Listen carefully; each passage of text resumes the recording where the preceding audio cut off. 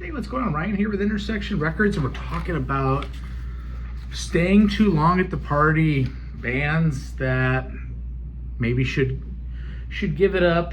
There's a couple things, caveats. There's one thing if an aging band or rock star needs the money and has no other source of income, and then there's the rock star that stays along too long because they're addicted to the fame, they're addicted to the stage, they're addicted to the road, they're addicted to the notoriety.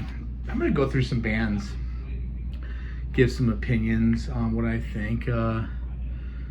Pete Townsend was recently saying that he wants The Who to reboot, but he's not sure that he can get Roger Daltrey to do it. Roger Daltrey's going to have a hard time singing those songs at 80. And he knows neither one of them need the money. But of course, Pete would love to do it, love to get back out there. I don't think it needs to be done. Aerosmith just hung it up, right? They finally literally tried to take that sports car out, and it could not fire on cylinders any longer and had to be retired. Rolling Stones, they're still doing a good job, I think. They put a good album out last year. I think it's good that they're out there, even though Charlie Watts is gone, Bill Wyman's been gone. Still pretty cool to see them out there. McCartney, man, I haven't seen him in 10 years, but last time I saw him, there was definitely a chink in that armor. God, he's filling stadiums, though. People still haven't seen him, I guess. Bob Dylan. Last time I saw Dylan, I've seen Dylan about 15 times live, starting in the 80s. The last time in 2010, it was a croak of a voice. He still puts albums out.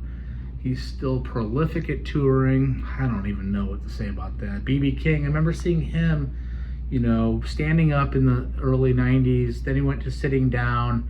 Then he went to just rambling on stage and telling long stories where he lost the crowd. You wonder. I saw Buddy Guy recently. He was fantastic, but boy, he was kind of acting crazy on stage too. These guys are approaching 90. Van Morrison, it's been years since I've seen him. I don't know how he is live. Gordon Lightfoot's voice was so roached by the time he retired and hung it up, and unfortunately passed away last year. Didn't even sound like the man. You wonder, is he doing a disservice to his own legacy at that point? Leonard Skinner, enough said. Foghat's touring still with Roger Earl, the drummer, as their only original member. Molly Hatchet doesn't have any members. April Wine's still going out, even after recent passing away of their founder and guitar player. Poco is an example. Rusty Young hung on for a long time. They still did nice music. The Eagles, Glenn Frey died almost 10 years ago. They replaced him with his son, Deacon Frey. Vince Gill's been on board. I guess it's still making people happy. Don Henley and Timothy B. Schmidt, and Joe Walsh. They're going to the Sphere, of course. Dead and Company at the Sphere. I went out there on the 14th of June. It was boring. It's not the same. It has no swing. It's literally bored me to tears. Bob Weir looking into the teleprompter, slowing these songs down. It's silly. Bill Kreutzmann's gone. Queen, I don't know. I guess that makes people happy. Little Feat, they're still jamming. They had a good album that came out a couple months ago. How about Jane's Addiction? Perry Farrell's voice is kind of getting roached out. Yeah, they're back together with the original lineup. They haven't had a studio album since The Great Escape Artist in 2011. Just mailing it in for the money, just addicted to the fame and notoriety, getting picked up by the limo backstage. Little River Band's an Australian band, but now they're all American and they're based out of Nashville with no original members. It's ridiculous and a fraud. Motley Crue, Mick Mars leaves. You bring in one of the greatest guitar players of all time, John Five.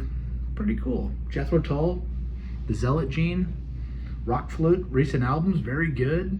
His voice is roached out, but still doing a good job. Uriah Heep, Mick Box is still in the band, but you got Bernie Shaw, who's been in for 30 years. You got Phil Lozon and Russell Gilbert. They're still putting good music out. I like it.